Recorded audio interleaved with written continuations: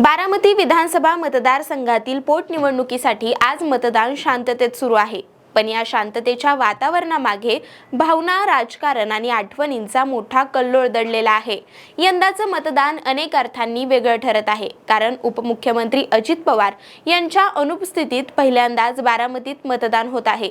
दुसरीकडे राष्ट्रवादी काँग्रेसचे ज्येष्ठ नेते शरद पवार यांच्या प्रकृतीबाबत चिंता व्यक्त होत असून तेही या मतदान प्रक्रियेत सहभागी होऊ शकले नाहीत. त्यामुळे बारामतीत एक भावनिक पोकळी निर्माण झाल्याचं चित्र पाहायला मिळत आहे. दरम्यान उमेदवार सुनेत्रा पवार यांनी मतदान केल्यानंतर माध्यमांशी संवाद साधताना त्या भावूक झाल्याचं पाहायला मिळालं. बोलताना त्यांचा कंठ दाटून आला. आज कुटुंबातील महत्त्वाचे सदस्य सोबत नाहीत, पण जनतेचा पाठिंबा हीच आमची ताकद आहे. जबाबदारी खूप मोठी आहे, अशा शब्दात त्यांनी आपल्या भावना व्यक्त केल्या. तसेच ही पोटनिवडणूक सगळ्याच बाजूने अत्यंत भावनिक आहे, पण ही निवडणूक लोकांनी हातात घेतल्याचं सुनेत्रा पवार यांनी म्हटलं. यावेळी खासदार सुप्रिया सुळे आणि पार्थ पवार यांनीही मतदानाचा हक्क बजावला. दोघांनीही मतदारांना मोठ्या संख्येने मतदानासाठी बाहेर पडण्याचे आवाहन केले. बारामतीत मतदान केंद्रांवर सकाळपासूनच मतदारांची रांग दिसत असून महिला व ज्येष्ठ नागरिकांचा उत्स्फूर्त प्रतिसाद मिळत आहे.